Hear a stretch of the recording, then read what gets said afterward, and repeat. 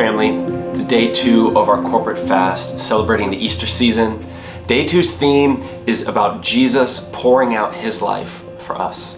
Our passage comes from Isaiah 53, verse 12. The prophet Isaiah writes, "Therefore I will divide him a portion with the many, and he shall divide the spoil with the strong, because he poured out his soul to death and was numbered with the transgressors, yet he bore the sin of many and makes intercession for the transgressors." Day 1 was about how we pour out our love upon Jesus. And the reason we pour our love out on Jesus is because he has poured his life out for us. The Easter season is remembering the resurrection, but before we get to the resurrection, we've got to remember the cross, the thing that put Jesus in the tomb in the first place. The cross was an instrument of torture and of great pain. It was a certainty of death. It was not a destination anybody willingly wanted to go to except for Jesus. He was willing to abide by the will and the word of the Father, not just because he wanted to be obedient to the Father, but because of his great love for us. And so he goes to the cross to pour out his life so that we would have life. It makes me think of the Passover lamb, whose blood was spread over the doorpost of the houses of the Israelites so that the angel of death would pass over.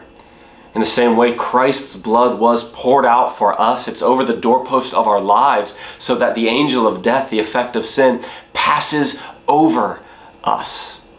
And this idea of Jesus becoming an intercessor for the transgressors, that's us. We are the ones who have transgressed. We are the ones who have violated the law and the will of God. And as a result, there's this danger that is lurking out there for us. It's the effect of our sin. It's the dysfunction, it's the chaos, and ultimately it's the death. And not just the physical death, but the eternal death. The separation from us and God for all of eternity. And that word intercede means to step between. So I love the picture that there is this oncoming danger that's threatening us, that is heading towards us. Jesus seeing it, and he steps between us and it. And he allows himself to take the hit that was destined for us. And he receives what we should have received. And he pours his soul out even unto death, so that our lives could be filled with the righteousness of Christ. You see, because Jesus poured out his life for us, we now can live a life that is full of the Spirit of God, full of hope, full of faith, full of peace, joy, love, all of the good things of God. But it started because Christ himself allowed himself, willingly went in between us and the threat that we were facing.